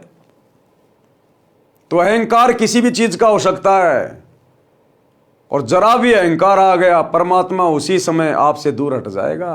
फिर क्या फायदा भक्ति करने का। नित्यानंद जी ब्राह्मण थे, सत्संग सुनकर निर्मल हो गए। रावण को सत्संग सुनने को नहीं मिला, जिस कारण से जीवन व्यर्थ कर गया और अमिट कलंक भी लग गया। नित्यानंद जी ने कहा कि मेरा जन्म ब्राह्मण कुल में होने के कारण, जाति अभिमान के कारण पूर्ण मरोड़ यानी अहंकार करता था। जब गुरुजी गोमानी दास जी के सत्संग वचन सुने तो जाति का अहंकार रूपी कुबुद्धि का गढ़ समाप्त हो गया, जीवन सफल हुआ। ये भाई और बहनों होता ही होता है। कोई एक आध आत्मा ऐसी होती है जो इस जातीय अभिमान से, धर्म के अभिमान से दूर होती है। अन्यथा सतगुरु के शरण में आए बिना ये किसी न किसी प्रकार का अहंकार इस मनुष्य के अंदर रहता ही है। ये दास भी सांसारिक जाति से यादव है और जब कभी कभार बातें चलती थी नाम दीक्षा से पहले कि भाई तुम कौन जाति, तो हम कहते भैया हम अहीर हैं, अहीर यादव। कौन अहीर? अरे श्री कृष्ण जी का नाम सुना है क्या? हाँ हम वो हैं, श्री कृष्ण जी के वंशज हैं हम। भगवान थे श्री कृष्ण जी, हम भगवान के वंशज हैं, यादव। तो ये अहंकार थोड़ा बहुत था। जब ऐसी कोई बात आती थी तो हम अपने आप को समझते थे कि हम तो यादव हैं, श्री कृष्ण जी के वंशज हैं, भगवान के वंशज। तो ये अभिमान किसी न किसी चीज का, चाहे धन का, चाहे पत्नी का, चाहे सुंदरता का, चाहे बाल बच्चों का, चाहे नौकरी का, चाहे शरीर का, ये अहंकार इस जीव में सतगुरु की शरण में आए बिना सड़ता रहता है। वाणी नंबर 2 का सरलार्थ। सत्संग सुनकर नित्यानंद जी बहुत आधीन होने लगे। अहंकार त्याग दिया। कहा कि मैंने अपने गुरु जी को अपना सिर दान कर दिया, यानी जैसे गुरुजी रखेंगे वैसे ही रहूंगा। क्या कहा? जैसे गुरुजी रखेंगे वैसे ही रहूंगा। कुत्ता हूं गुरुदेव का, पवन दास का नाम, गले प्रेम की जेवड़ी, जहां खेचो ता जाऊं। तो करो तो बावड़ूं, दूर दूर करो तो जाऊं, जो राखूं त्यों ही रहूं, जो देवो सो खाऊं। और खाने जाद खरीद हूं गुलाम तुम्हारा। हम तो आपकी शरण में सतगुरु, हमरा क्या चारा। तो दीक्षा के बाद फिर हमने अपने गुरुदेव के प्रति पूर्णतया समर्पित हो जाना चाहिए कि जैसा गुरुजी आदेशित करेंगे, निर्देशित करेंगे, बस उतना ही कार्य करूंगा, इससे ज्यादा नहीं। यानी जैसे गुरुजी रखेंगे, सुख में, दुख में, अमीरी में, गरीबी में, जिन भी हालातों में रखेंगे वैसे ही रहूंगा। मेरा सिर सफल हो गया, अन्यथा किसी रोग के कारण जीवन चला जाता। अब मेरे सिर पर परमात्मा का निवास है। किसका? सतगुरु का, परमात्मा का। मेरी रक्षा परमात्मा करता है, मुझे कोई चिंता नहीं। सिर पर साईं सत्य है, तो को क्या भय रे। लेकिन ये साई, ये सतगुरु उसी के शीश पर बैठता है। शीश पर बैठने का मतलब ये नहीं कि गुरुजी आके बैठ जाएंगे तुम्हारे सिर पे, नहीं। यानी गुरुजी का आशीर्वाद सदा उस भगत के शीश पे रहता है। गुरुजी की पल पल नजर उस मर्यादित भगत पे रहती है।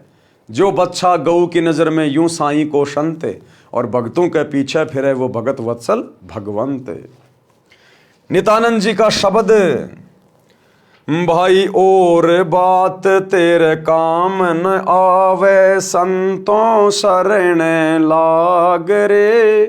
के सोवे गफलत में बंदे, जाग जाग नर जाग रे। जाग जाग नर जाग रे। और बात तेरे काम न आवे, संतों शरण लाग रे। कि ये मनुष्य शरीर केवल परमात्मा प्राप्ति के लिए मिला है, ये बकवाद करने के लिए नहीं मिला। इसलिए कहते हैं केवल भक्ति कर, सतगुरु की शरण में आ जा, अपने आत्म कल्याण की सोच, और ये संसार की कोई भी बात तेरा उद्धार नहीं करेगी, तेरे काम की नहीं है। ये विषय विकार करना ये तेरे काम की नहीं है। गंदी राजनीति में पैर फंसाना तेरे काम की नहीं है। और बात तेरा काम ना आवे, यानी इस सत भक्ति के अलावा और जितने भी ये जो कर्म हैं ये तेरे किसी काम के नहीं है। केवल नेक नीति ईमानदारी से अपना काम धंधा कर, परिवार का पालन पोषण कर, और ज्यादा से ज्यादा समय अपने सतगुरु की भक्ति को दे। और बात तेरा काम न आवे, ये शांग सिनेमा देखना, फिल्में देखना, दुनिया भर का मेकअप करना, मान बड़ाई अहंकार में फूला फूला फिरना, राजनेताओं के पीछे दौड़ते रहना, एक समोसे के चक्कर में सारा दिन उनका समर्थन करते रहना, झंडा लेके घूमते रहना। कहते हैं अब ये दुनिया भर की बकवादें फिर भगत के कोई मतलब की नहीं रह जाती। उसने अपने आत्म कल्याण की दिशा में आगे बढ़ना चाहिए, मर्यादा में रह के। कहते हैं के सोवे गफलत में बंदे, कि बहुत ज्यादा सो लिया इस काल की भांग के नशे में, अज्ञान में। अब जाग जा, जाग जाग नर जाग रे। यानी सतगुरु के सत्संग सुनकर जाग जा, काल के षड्यंत्र को पहचान ले, सचेत हो जा, अब गफलत में मत जीना आगे। और बात तेरे काम न आवे, संतों शरण लाग रे। के सोवे गफलत में बंदे, जाग जाग नर जाग रे। जाग जाग नर जाग रे। तन सराय में जीव मुसाफिर, करता रहे दिमाग रे। रात बसेरा कर ले डेरा, चले सवेरा त्याग रे। चले सवेरा त्याग रे। और बात तेरे काम न आवे, संतों शरण लाग रे। के सोवे गफलत में बंदे, जाग जाग नर जाग रे। जाग जाग नर जाग रे। क्या समझा रहे हैं गुरुदेव? तन सराय में जीव मुसाफिर, तन यानी शरीर, सराय यानी धर्मशाला, और जीव मुसाफिर यानी ये जीव आत्मा एक यात्री है। जिस प्रकार आदमी रात्रि बिताने के लिए किसी होटल में, किसी सराय में, किसी धर्मशाला में ठहर जाता है, और सुबह आंख खुलते ही उस धर्मशाला को छोड़ के आगे निकल लेता है, इसी प्रकार इस मनुष्य शरीर में जो हमारी आत्मा है वो मुसाफिर है, और इस सराय रूपी शरीर में, धर्मशाला रूपी शरीर में अपनी आत्मा के कल्याण के लिए यहां पर आई हुई है। ये हमारा जो एक पूरा जीवन है, ये एक सौपन है। हम केवल भक्ति के लिए यहां पर आए हुए हैं। तन सराय में जीव मुसाफिर, करता रहे दिमाग रे। ये जीव आत्मा काल प्रेरणा से ये तरह तरह की बातें सोचती रहती है, तरह तरह का अपना दिमाग लगाती रहती है फालतू का, कि 2 के 4 कैसे बनाए जाएं, ज्यादा से ज्यादा धन कमा के बड़ा घर कैसे बनाया जाए, राजनीति में पैर कैसे फंसाया जाए, दुनिया में नाम कैसे कमाया जाए। तो कहते हैं तन सराय में जीव मुसाफिर और करता रहे दिमाग रे। सारा दिन यही सोचता रहता है, भक्ति निकट भी नहीं है। और कहते भी रात बसेरा कर ले डेरा, चले सवेरा त्याग रे। ये पूरा जीवन हमारा एक रात्रि है, एक रात्रि। जैसे कोई यात्री रात्रि भर होटल में रहता है, सुबह छोड़ के निकल देता है, इसी प्रकार हमारा जितना भी जीवन है, किसी का 60 साल का, किसी का 50 साल का, किसी का 100 साल का, ये केवल एक रात्रि जैसा है। और ये जीव आत्मा इस शरीर में केवल एक यात्री के रूप में है। और जिस दिन ये शरीर छूटेगा, ये जीव आत्मा इस शरीर को छोड़ के निकल जाएगी, फिर कुछ भी याद नहीं लगेगा। तो इस शरीर में रहते सहते हमने भक्ति धन जोड़ना है, भक्ति करनी है परमात्मा की। रात बसेरा कर ले डेरा, चले सवेरा त्याग रे। और बात तेरे काम न आवे, संतों शरण लाग रे। यानी इस मनुष्य शरीर को प्राप्त करने का एक ही टारगेट है, सच्चे सतगुरु की शरण में आकर सत भक्ति करके मर्यादा में रह के अपनी आत्मा का कल्याण करवाना। अन्यथा जिस दिन ये शरीर छूटेगा, ये जीव मुसाफिर यहां से निकल जाएगा, धर्मराज के हत्थे चढ़ेगा। वो फिर आगे कभी बंदर बनाएगा, कहीं गधा बनाएगा, कहीं कुत्ता बनाएगा, नरक में ठोकेगा। उमदा चोला बनया अनमोला, लगे दाग पे दाग रे। उमदा चोला बनया अनमोला, लगे दाग पे दाग रे। 2 दिन की गुजरान जगत में, जले बिरानी आग रे, जले बिरानी आग रे। और बात तेरे काम न आवे, संतों शरण लाग रे। के सोवे गफलत में बंदे, जाग जाग नर जाग रे, जाग जाग नर जाग रे। उमदा चोला बने अनमोला, ये मानव शरीर बहुत बेशकीमती है, बहुत अनमोल है ये। और तू इसके ऊपर अज्ञानता में संतों की संगति के बिना दाग पे दाग लगा रहा है। रिश्वत लेके, चोरी करके, जारी करके, कुदृष्टि डाल के, नशा करके, जीव हत्या करके, 2 नंबर के काम करके, राजनीति करके तू इस उम्दा चोले को गंदा कर रहा है, दाग पे दाग लगाए जा रहा है, इस मनुष्य जन्म को बर्बाद किए जा रहा है। उम्दा चोला बने अनमोला, लगे दाग पे दाग रे। 2 दिन की गुजरान जगत में, ये तेरे 2 दिन का जीवन है संसार में। क्यों जले बिरानी आग रे, क्यों दुनियादारी में पड़ रहा है फालतू में, क्यों बिरानी आग में जाके पांव फंसा रहा है, क्यों फालतू की राजनीति जाके कर रहा है। ये बिरानी आग में पड़ना है, राजनीति में जाना, दुनिया वालों के साथ में फालतू की यारी दोस्ती रिश्तेदारी निभाना, किसी का बिचौला बनना, किसी का गवाह बनना, ये बिरानी आग में जलना है। यानी सतगुरु की भक्ति के अलावा जितने भी कुकर्ते हैं, ये सारे बिरानी आग में जलने के बराबर हैं, बिरानी आग में जलने के बराबर। तो परमात्मा कहते हैं तेरा 2 दिन का जीवन है संसार में। यानी जिस दिन ये शरीर छूटेगा, उस दिन फिर हमें क्या मिला, क्या हाथ लगा हमारे। जो कर्म हमने कर लिए बिरानी आग में जल के, दाग पे दाग लगा के, फिर तो वो भोगने शेष रहेंगे। कुबद का चढ़ी चढ़ रही चित पे, तू हुआ मनुष्य से नाग रे। कुबद का चढ़ी चढ़ रही चित पे, तू हुआ मनुष्य से नाग रे।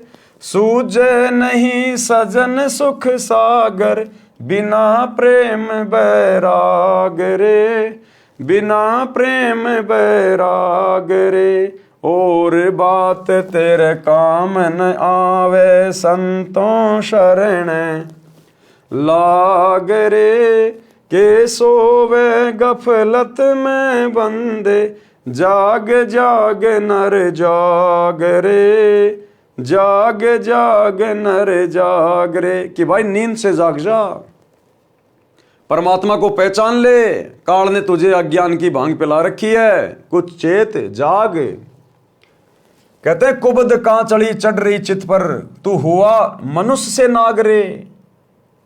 ये कुबद कहां चढ़ी है, ये बिरानी आग में जलना, लोगों के साथ में लड़ाई झगड़ा करना, गुस्सा करना, छोटी छोटी बातों पे लड़ मरना, मुकदमे कर देना, रिश्वत ले लेना, भ्रष्टाचारी करना, मिलावट करना, बेवजह किसी को दुखी करना, परेशान करना। ये कुबद कहां चढ़ी चढ़ रही चित पर, तू हुआ मनुष्य नागरे। तू इंसान से सरप बन गया, सरप। बेवजह लोगों को दुखी करता है, परेशान करता है, 2 नंबर के काम करता है, परिवार को भी तू मुसीबत में डाल रहा है। तो कहते हैं कुबद कहां चढ़ी चढ़ रही चित पे, तू हुआ मनुष्य नागरे। यानी जो काम था करने का इस मनुष्य शरीर से, वो तूने किया नहीं और दुनिया भर के उल्टे कर्मों में लग गया। इंसान से तू सांप बन गया, सांप। किसी को भी डसते हुए देर नहीं लगाता, जहां दाव लग जाए वहीं ठग लो, वहीं लूट लो। सूझे नहीं सजन सुख सागर, उस परमपिता परमेश्वर का सुख सागर तुझे दिखाई नहीं दे रहा, तुझे सूझ नहीं रहा। बिना सतगुरु की शरण के अंधा होके बैठा है, बिना प्रेम बैराग रे। सतगुरु से उपदेश लेकर सतगुरु में जब तुम अपना वो प्रेम बढ़ाओगे, जब तुम्हारा वैराग्य बनेगा अपने सतगुरु के प्रति, उसके बिना तुम इसी प्रकार से धक्के खाते रहोगे, यहां भटकते रहोगे, ये मनुष्य जीवन बर्बाद करते रहोगे।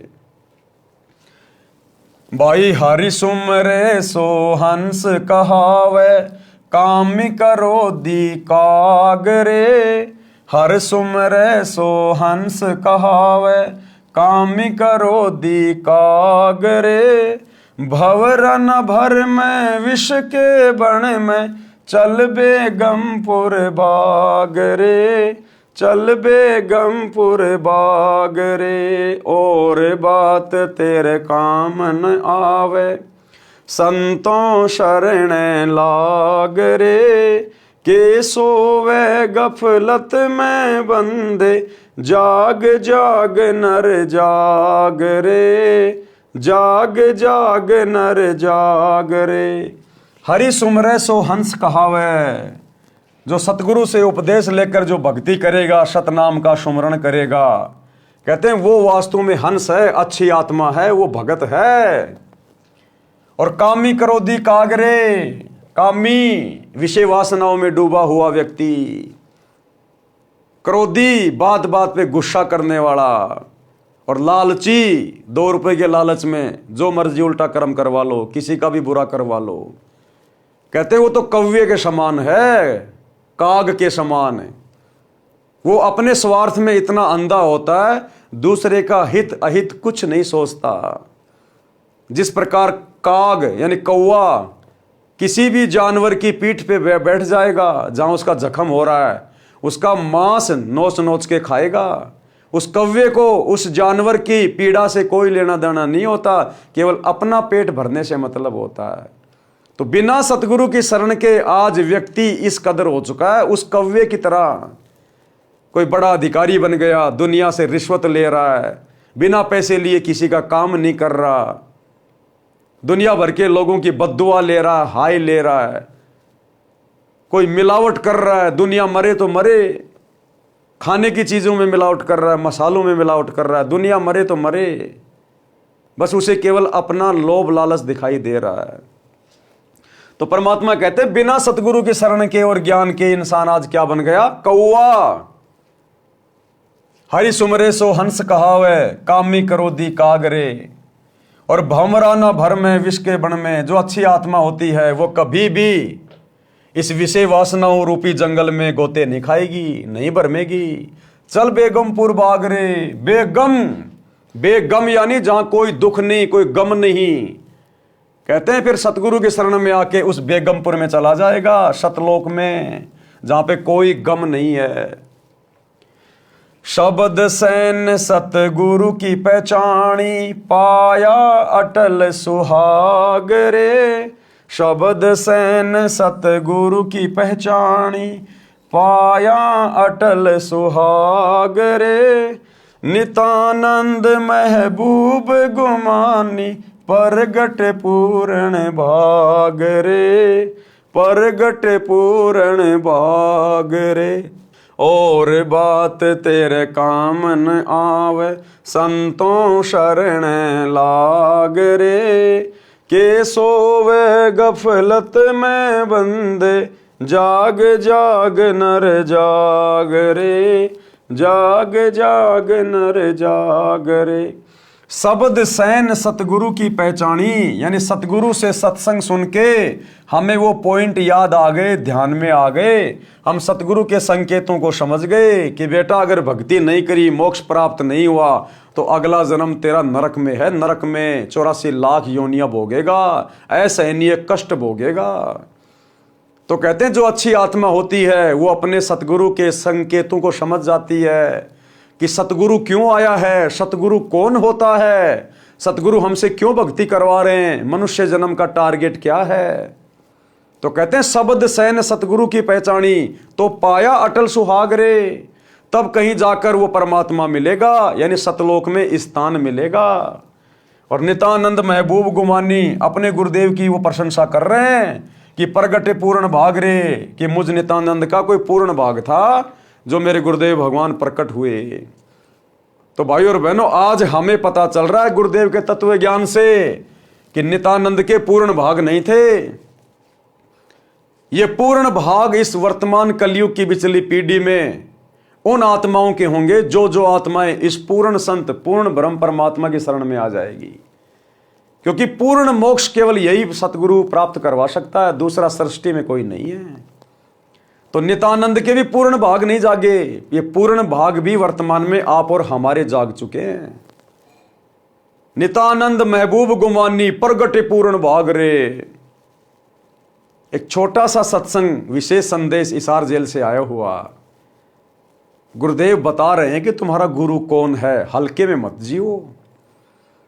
गुरुदेव कह रहे हैं उत्तर दक्षिण पूर्व पश्चिम क्यों फिरदा दाने दाने नु, सर्व कला सतगुरु साहिब की हरि आए हरियाणे नु। कि भाई वो परमात्मा गरीबदास जी के समय आया था और भाई आज तुम्हारे सामने प्रत्यक्ष प्रकट है, पहचाने जाए तो पहचान लो कि वो परमात्मा गरीबदास जी के समय आए थे। तो गरीबदास जी के समय कौन आए थे, कौन मिले थे गरीबदास जी को? जिंदा बाबा। कौन जिंदा बाबा? कबीर जी। और गुरुदेव कह रहे हैं कि वो परमात्मा गरीबदास जी के समय आए थे और भाई आज प्रत्यक्ष प्रकट है तुम्हारे सामने, पहचाना जाए तो पहचान लो। तो आज हम भक्तों के सामने प्रत्यक्ष कौन प्रकट है? हमारे गुरुदेव। तो कौन है हमारे गुरुदेव? स्वयं कबीर परमात्मा, जिंदा बाबा। ये छोटा सा सत्संग अगर आंख खुली होगी तो समझ जाओगे, आंख बंद है तो जिंदगी में नहीं समझ पाओगे। सुनिए।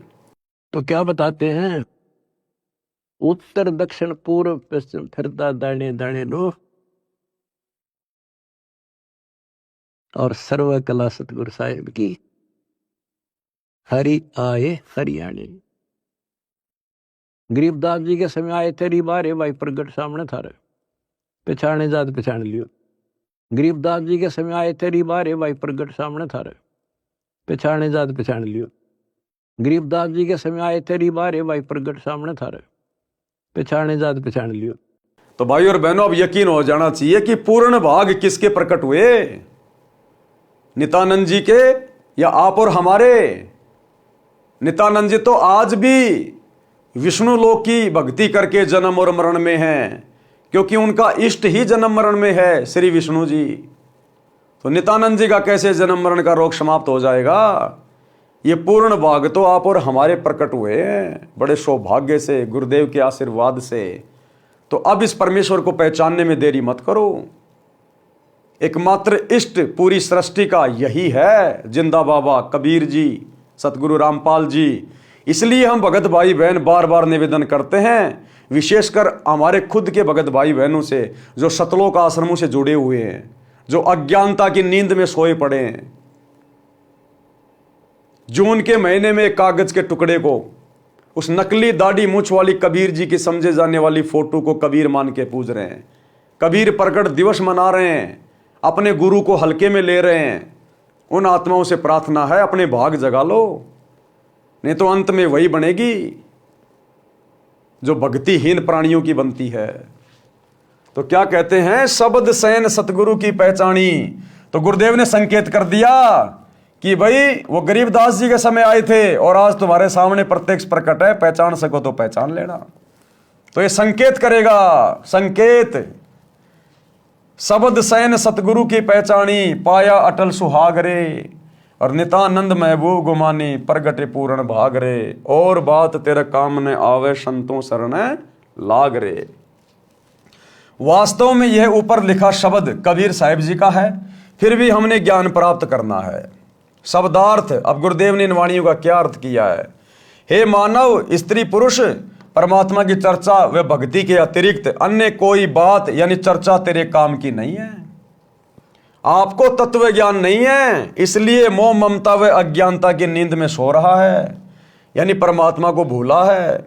जाग जाग यानी संभल जा और संतों से सत्संग सुनकर आत्म कल्याण करवा।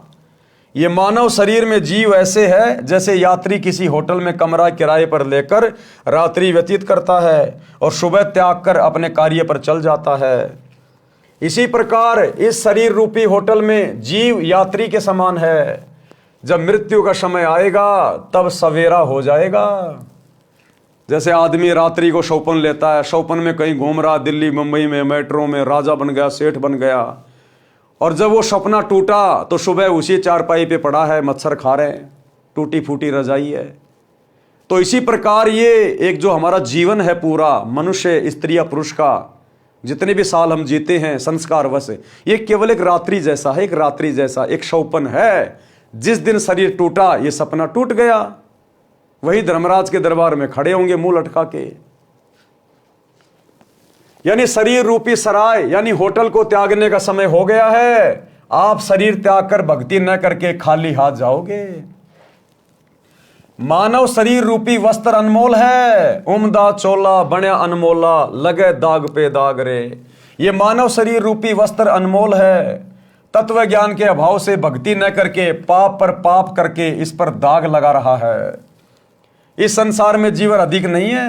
अपने परिवार के पोषण में तथा धन संग्रह करने में जो परेशानी उठा रहा है, पाप करके धन जोड़ रहा है, मृत्यु के पश्चात परिवार तथा संपत्ति धन बेगानी हो जाएगी।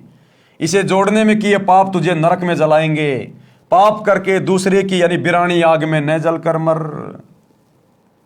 सत्संग सुने बिना पाप पुण्य तथा शिष्टाचार का ज्ञान नहीं होता। मानव शरारती बुद्धि का होता है। मानवता को भूलकर अपनी शक्ति के द्वारा निर्बल को सताकर सर्प वाला कार्य कर रहा है, जो तेरे नाश का कारण बनता है। हे सज्जन पुरुष, ये ज्ञान है जो बिना प्रेम व सच्ची लगन से सत्संग सुने बिना नहीं होता। जो व्यक्ति भक्ति करता है, हरि सुमरे सो हंस कहावे और कामी क्रोधी कागरे।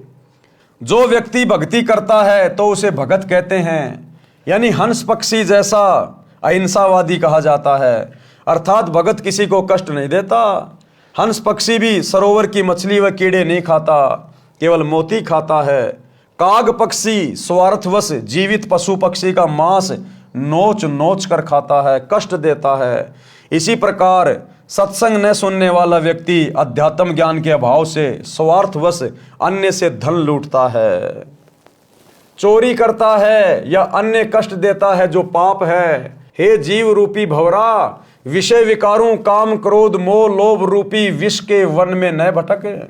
ये काल लोक तो कष्ट का घर है, उस बिना कष्ट वाले सतलोक में चल, वह सुखदायक है। चल बेगमपुर बाग रे, भंवरा न भर में विष के वन में, चल बेगमपुर बाग रे। नित्यानंद जी ने कहा है कि मैंने अपने गुरु जी का सत्संग सुना, शब्द सैन सतगुरु की पहचानी, पाया अटल सुहाग रे। नित्यानंद जी ने कहा कि मैंने अपने गुरु जी का सत्संग सुना और उनका संकेत समझ गया जो ऊपर बताया है, अपना जीवन धन्य कर लिया। इसी प्रकार हम भगत भाई बहनों ने भी गुरुदेव का संकेत समझकर कि भैया वो परमात्मा गरीबदास जी के समय आए थे और आज तुम्हारे सामने प्रत्यक्ष प्रकट है, पहचान सको तो पहचान लो। नित्यानंद जी ने कहा कि मैंने अपने गुरुजी का सत्संग सुना और उनका संकेत समझ गया जो ऊपर बताया है, अपना जीवन धन्य कर लिया। मुझे मेरे प्यारे महबूब गुरु गोमानी दास जी मिले, ये मेरा कोई पूर्व जन्म का सौभाग्य था। आप और हमारा भी भाई और बहनों पूर्व जन्म का कोई सौभाग्य, वो सौभाग्य भी सतगुरुदेव भगवान ने बनाया। ये संस्कार भी यही सतगुरु बनाता है। इसी सतगुरु की सतभक्ति से संस्कार बनते हैं। शब्द तो भाई और बहनों, आज के वीडियो में हम केवल इतना ही लेंगे। कल रात्रि 8 बजे सभी भाई बहन गुरुदेव भगवान के आशीर्वाद से फिर से लाइव जुड़ेंगे। अगले वीडियो में गुरुदेव भगवान इस शब्द के माध्यम से हमें क्या शिक्षा दे रहे हैं कि तन मन शीस ईस अपने पे, पहलम चोट चढ़ावे जब कोई राम भगत गति पावे। तो शीस तो भैया उस समय चढ़ाएंगे जब इष्ट का पता चलेगा कि वास्तव में मेरा इष्ट कौन है। तो इस शब्द पे हम कल रात्रि 8 बजे गुरुदेव के आशीर्वाद से बढ़ेंगे। तब तक गुरुदेव भगवान हम सबको आज्ञा दे, इजाजत दे, सद्बुद्धि दे, आशीर्वाद दे। बंदी छोड़ सतगुरु रामपाल जी भगवान की जय हो।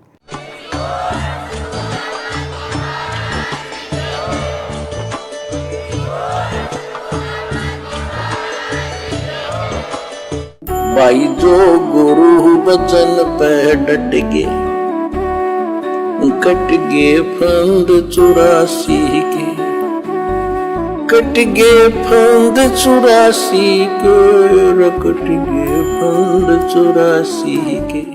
भाई जो गुरु बचन पे डट गे, कट गे फंद